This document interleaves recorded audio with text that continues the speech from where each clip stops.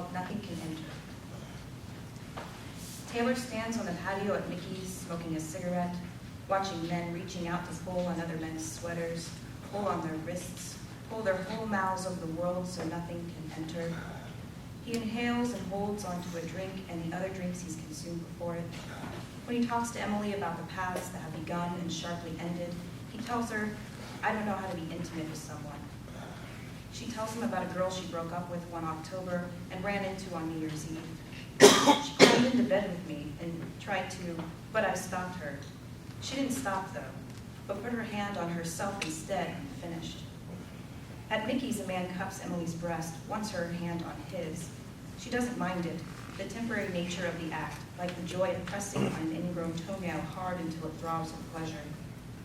Taylor asks if she wants to dance inside, pulls the drink away from her face and takes the last of it.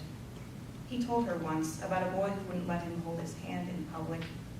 He was pretty upset about it, actually.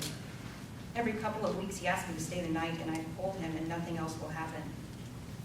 They go to the sweaty room, sticky with skin, men in tight shorts, men in straight-billed hats. He looks at her. They both look at each other, and look still, and look while their bodies bend, and he leans his forehead against hers, both looking back. And this next one is called Saturn. Saturn has 62 moons and probably more. We have one that we keep obscuring. In any city, I can't see the Milky Way. I can never see Saturn. Most of the time, this doesn't occur to me. Yet when a machine is landing next door on Mars, making tracks in the sand, and a flag waves from the dust on the moon, I wonder how far Saturn will be when we have walked Mars. Did you know that you could buy a ticket to the moon? Seriously, with enough money and enough training, you can walk the surface of the moon and see the Earth turning above you. So when I load all of my things in the car, cross the deserts of North America to reach the other side of the country, Saturn doesn't seem so far away. In Albuquerque, heat waves stun the lights across the plain.